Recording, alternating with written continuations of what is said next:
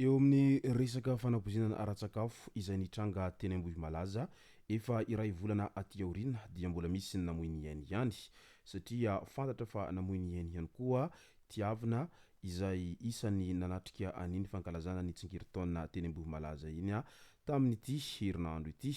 Ka ny pitsopitsony mahakasika an'izay ny fakafakena amintsika ato anatin'ity vidéo ity ka manasa antsika rehetra anaraka an'ity vidéo ity hatramin'ny farany. Azadino ny milaiky ny vidéo antsika ary tsara voatrany ny miabone amin'ny chaîne antsika mba ahafahanareo manaraka tsy tapaka ny vidéo zay lefa nahita isan'andro. Tsy ampelera mo isika fa avy hatrany tonga de vavany ndao ary.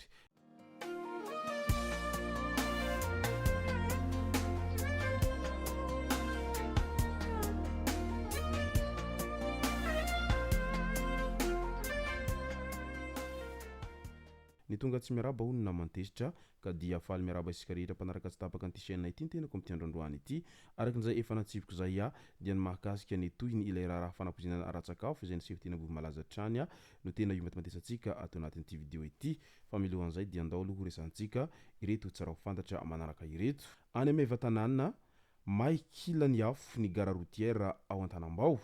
Tokony ho tamin'ny 1 oraly na ny alahady 13 jolay no nanomboka niresitra ny afo tamina box iray tao amin'ny lay trano be ny gare routière ao amin'ny fokontany Antanambao meva tanàna.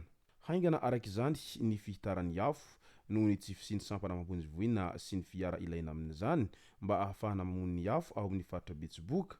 Manginy fotsiny ny fijalian'ny rano any an-toerana amin'izao fotoana izao.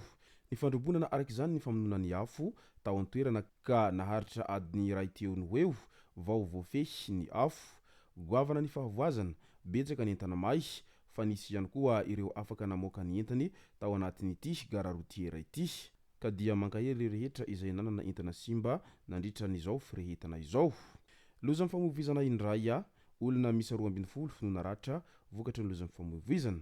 Nitsangana loza amin'ny famovizana ateny amin'ny lalam-pirenena voalohany tamin'ny andro ny alahady 13 jolay tamin'ny 5:00 teo eo izay teo Beronono fokontany Amboara commune Ambanivohitra Imeritsiatosika district ny Rivonimamo. Fiara 4x4 avy any Imeritsiatosika ihazo Antananarivo no nandeha mafy ny songona anaty lalana mahitsy ka nandona moto nifanena taminy. Mbola voadonan'io 4x4 io avy any orina ihany koa ny fiara BMW iray nentina haingana namonjy hôpitaly ireo olona izay naratra nandeha tamin'ireo fiara sy moto ireo. Ka noho izany mitandrema ihany ry zareo amin'ny fandehanana mafy diso tafahoatra satria noho ny tsy fitandremana kely sy tandrevaka atao amin'izay fandehanana mafy zay dia mety hamoizana ain'olona ary mety hamoizanao ainao ihany koa. Teny taosindray mpanampy an-trano izay tratra nangalatra vola 2 ariary.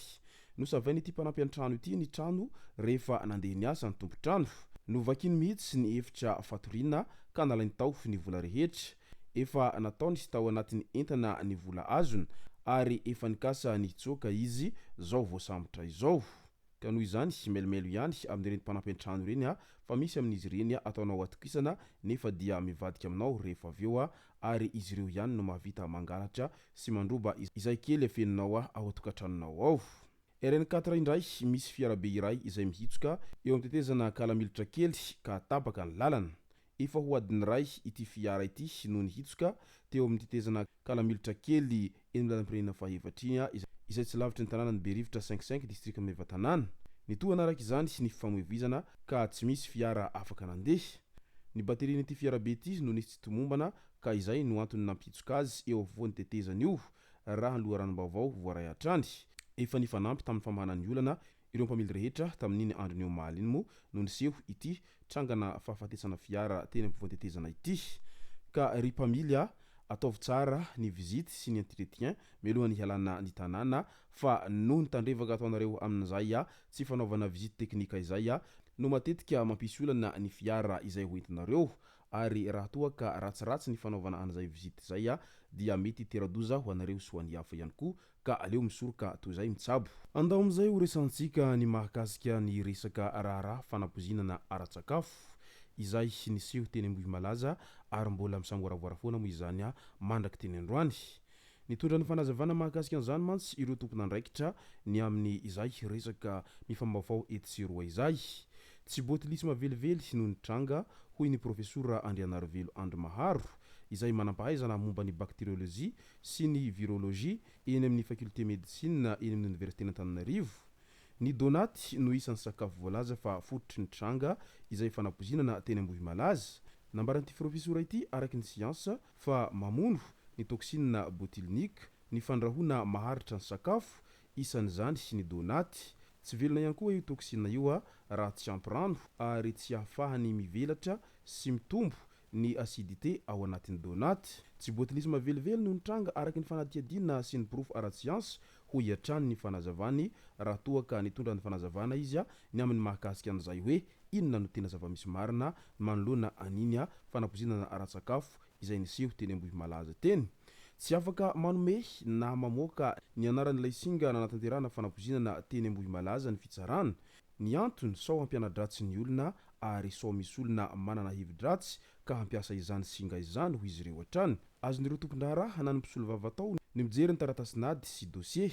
Tsy misy zavatra afenipenina mahakasika an'ity raharaha teny Ambohimalaza ity araky ny fanazavana izay nentiny ramatoa Rakotoniaina narindrana valona toniam-panao lalàna ny fitsarana anosy tamin'iny andro ny omaly iny.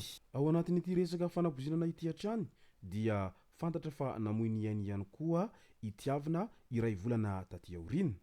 Tafiakatra 2020 araka izany nisan'ireo olona izay maty vokatry ny fanapozinana teny Ambohimalaza efa iray volana lasa izay. Namoy ny ainy tamin'ny andro ny asabotsy ihany koa itiavana izay tovolahy 24 taona raha toa ka mbola manaraka fitsaboana ao amin'ny Agera ny vadiny izay efa oxygène ihany koa no sisa no mitana ny ainy raha ny fanazavan'ny fianakaviana hatrany. Marihina fa vao mananjanaka 2 taona izy mivady ireto. Tena mampalahelo ny trangan-javatra tahaka an'itony satria miha mitombo foana nisan'ireo maty vokatry n'iny fanapozinana ara-tsakafo iny na dia efa iray volana aty aorina aza dia mbola ahitana trangana fahafatesan'olona izay foana.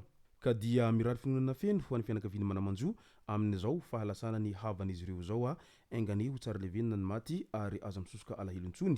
Ho an'ireo zay mbola manaraka fitsaboana eny amin'ny hôpitaly kosa dia mivavaka azy ireo mba ahazo fahasalamana ary mba ho sitrana soamantsara fa tsy sanatry ny vavaka ho faty tahaka an'ireo zay ndosym-pahafatesana vokatry n'izay fanapozinana ara-tsakafo izay avokoa. Izay no masaka azo naroso tao anatin'ity vidéo ity tomboko lasy tomboko vavy misaotra antsika rehetra nanaraka an'ity vidéo ity hatramin'ny farany. Aza dino ny milaiky ny vidéo antsika ary tsarovatra hatrany ny miabone amin'ny chaîne antsika mba ahafahanareo manaraka tsy tapaka ny vidéo zay lefa nahita isan'andro. Tomboko lasy tomboko vavy mankasitraka dia mirary soa.